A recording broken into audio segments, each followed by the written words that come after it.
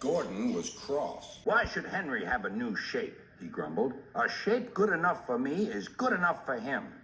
He goes gallivanting off, leaving us to do his work, and comes back saying how happy he feels. It's disgraceful. And there's another thing. Henry whistles too much. No respectable engine ever whistles loudly at stations. It isn't wrong, but we just don't do it. Poor Henry didn't feel happy anymore. Never mind, whispered Percy. I'm glad you're home again. I like your whistling. Goodbye, Henry, called Gordon. We're glad to have you with us again, but remember what I said. Later, Henry stopped at Edward's station. Hello, Henry, said Edward. You look splendid. I was pleased to hear your happy whistle yesterday. Thank you, Edward, smiled Henry. Shh, can you hear something? It sounds like Gordon, said Edward, and it ought to be Gordon. But Gordon never whistled like that. It was Gordon. He came rushing down the hill at a tremendous rate. He didn't look at Henry, and he didn't look at Edward. He screamed straight through the station and disappeared. Well, said Edward.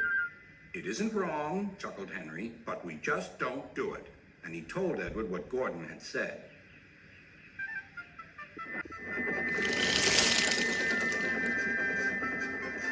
Meanwhile, Gordon screeched along the line. The noise was awful.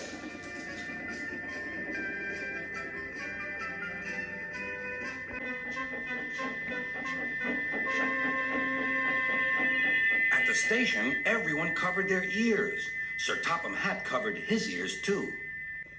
Take him away, he bellowed, and stop that noise. Gordon puffed sadly away. But he wouldn't stop whistling until two fitters climbed up and knocked his whistle valve in place.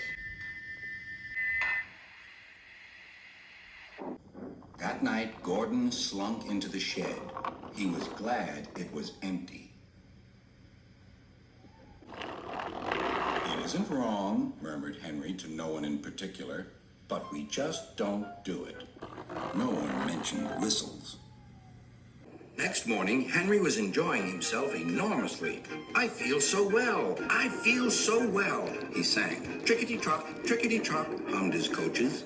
Then he saw some boys on a bridge. Beep, beep. Hello, he whistled. Oh, he called. The boys didn't wave and take his number. They thought it fun to drop stones on him instead. They've broken our glass, they've broken our glass, cried the coaches. The passengers weren't hurt, but they were cross. Call the police. No, said the driver. Leave it to Henry and me. What will you do? They asked. Can you keep a secret? Yes, yes. Well then, said the driver, Henry is going to sneeze at those boys.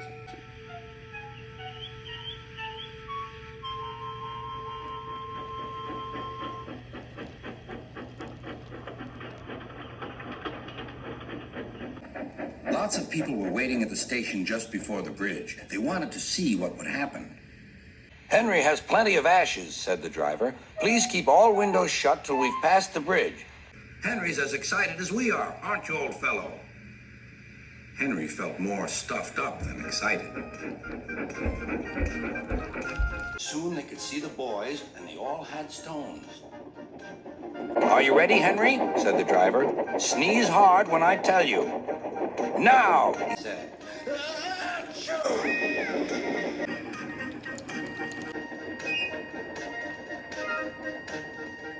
Well done, Henry, laughed his driver. Henry went home, hoping that next time he saw Gordon and the boys, they would have learned not to be so mean.